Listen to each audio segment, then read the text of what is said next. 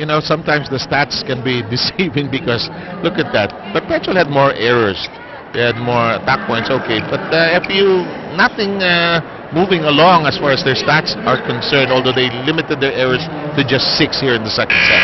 But, you know, just limiting their errors, of course, that's one thing that they had to work on. Pero imagine, 7 attacks, 6 errors. So parang na-offset mo lang din eh. What you need is to really get the points yourselves rather than waiting for the opponent to give them to you. Here goes Perpetual again, having the first say in this battle. This is a battle of teams in Group A. Interestingly enough, both teams lost to Ateneo. Perpetual lost in 3 sets. FEU lost to Ateneo on the first day of competition here in the first conference of the 9th season of the Shakey's B-League. Diaz rejected, and it's inside. FEU gets a point. They get points so few and far between. At the risk of sounding like a very broken CD, Anna Remulla put it so correctly when she said, it's the body language of FEU that seems to be in disarray. They now take a lead here 2-1, but they have not sustained any kind of lead that they've had. Well, if they are to look back at the first 2 sets, makikita nila, one of the problems they also had was they let the Lady Altas take the lead. So nung bandang huli, when they were scoring the points, it was probably a bit too late for them already. Correct. 25-21, 25-17 for the winning scores of Perpetual in the first 2 sets. We're now tied at 2 apiece here in the 3rd set.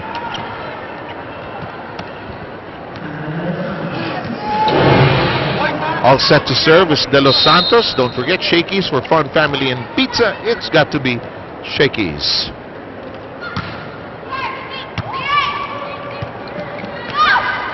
Middle action.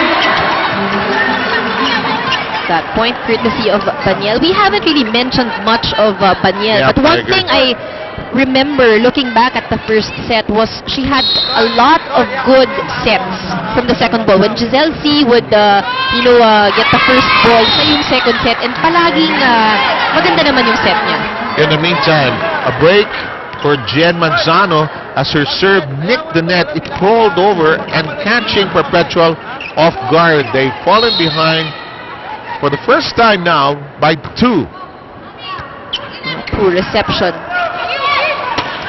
How many times have we seen it here in the B-League, in the collegiate leagues? A team will take the first 2 sets, then lose their focus, their grip, and they feel it's so hard to close out. Ronnie Magsano could always say, it's so hard to close out the 3rd set, really. And normally, I guess for the teams that are leading by 2 sets, they get too relaxed because they know that they just need one more set and they'll win the game.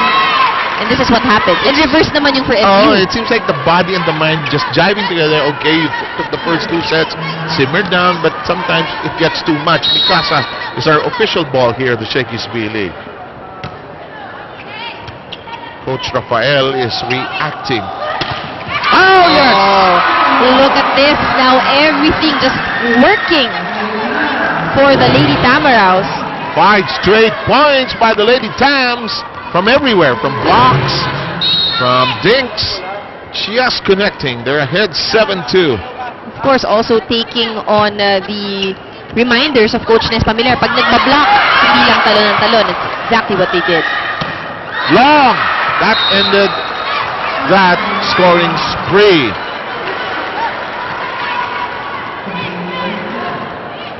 Axel is our official outfitter here. Basas mishitting that completely, and finally ending that long scoring spree by FEU. C with the setup job. Slap, it's a slap. Oh. There's no wrist on that shot. No wrist, and she's getting the ball from underneath. And you'll see that the point of contact is not really from the top. So nasa ilalim. Argarin slapping that ball rather than making a click action with the wrist there, which you want to see in your spiker. 7-4 tally here. Oh. And I think that last attempt, again, not working there for Basas. Perpetual's alarm clock sounding off probably at the right time. They've scored 3 straight points here after being down by 5, 7-2. When FEU strung together 5 straight. C with a set. Nice combination. Ayaw ng mataas ni Sansoreta. Ayaw niya ng mataas na set. Exactly, the kind of set that she wants. Watch this. Yung timing niya kasi, that's why ball has to be at the right height. In the meantime, Perpetual inching towards FEU. The lead of FEU is down to 1. Serving at 6-7. It's into the net, though. First time for FEU to taste the lead going into the technical timeout. Back in a moment here on Active with your Shaky Svili.